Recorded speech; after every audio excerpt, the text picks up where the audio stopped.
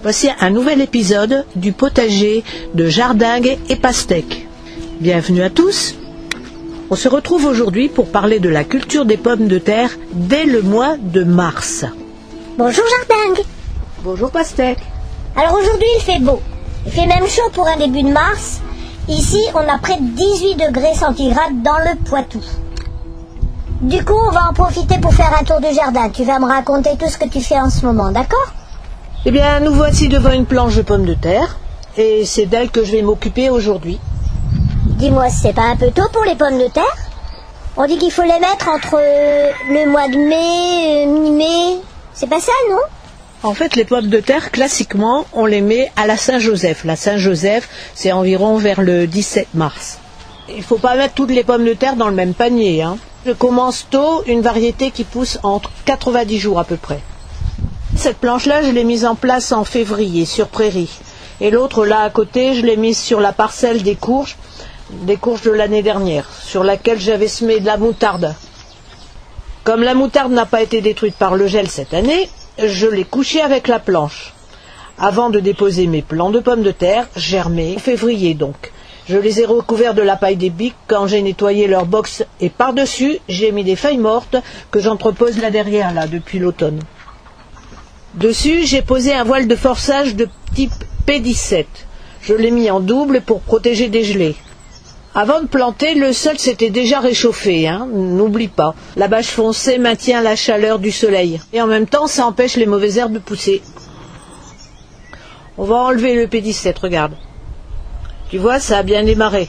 Les pommes de terre sont bien sorties, elles font déjà une dizaine de centimètres. Pas mal, non? Et que vas-tu faire maintenant? Tu vas les laisser à l'air? Même s'il fait beau aujourd'hui, on n'est quand même qu'en mars et il peut encore bien geler ou faire très froid. Pour aujourd'hui, ce que je vais faire, c'est déjà les buter légèrement avec encore des feuilles mortes et là aussi de la tonte. J'ai déjà dû tondre, c'était les premières tontes de l'année. On met tout bien autour des plants et on ne laisse dépasser que les têtes. De quoi assurer la photosynthèse. La plante va continuer à grandir et on recommencera. Mais tu disais qu'elles allaient avoir encore froid. Par-dessus, je vais poser les arceaux et dessus, je vais remettre le P17. Donc voilà, j'enfonce les arceaux et dessus, j'accroche le P17 avec des épingles à linge, des grosses épingles à linge, contre le vent. Sur le sol, il était en double, donc là, en le mettant en simple, je peux le mettre sur les arceaux et maintenir sur les côtés avec des pierres pour que le vent ne prenne pas dessous. Tu vois comment on fait? Et oui, si le vent passe dessous, tout va s'envoler, comme un parachute en somme. Et tu vas faire la même chose sur l'autre planche? Oui, sauf que je n'ai plus d'arceaux pour aujourd'hui.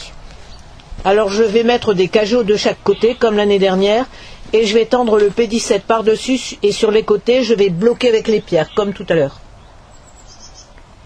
Quand on n'a rien sous la main, on fait avec ce qu'on trouve, hein. Le principal, c'est de protéger les plants et de garder la lumière. Le P17 ne doit jamais être en contact avec le feuillage, sinon ça risque de geler. Et dans les régions où il fait plus froid, on peut même mettre le P17 en double. Alors dis-moi, les arceaux, les tiens là, ils sont en quoi? Eh bien moi, j'utilise du tube Hiro. Le tube Hiro, c'est du tube de protection des câbles électriques, tu sais, dans les maisons. Hiro, I-R-O, c'est pour tube isolant, rigide, ordinaire. Le tube Hiro, c'est pratique parce que tu peux lui donner cette forme d'arc qui s'adapte à la largeur de ta planche et à la hauteur que tu désires. En fait, c'est souple. Et l'année suivante, tu peux modifier l'arcure si tu en as besoin. On peut même imaginer faire des formes plus carrées avec des coudes et tout ce qu'il y a dans le commerce. On peut augmenter la taille, on peut faire des igloos.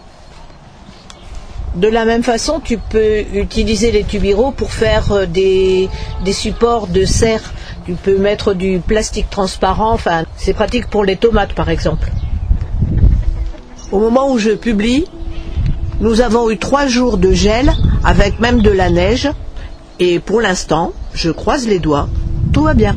Dans un prochain podcast, je t'expliquerai comment on peut faire un potager au milieu des plantes d'ornement pour les petits jardins par exemple. À bientôt Jardingue. À bientôt Pastèque.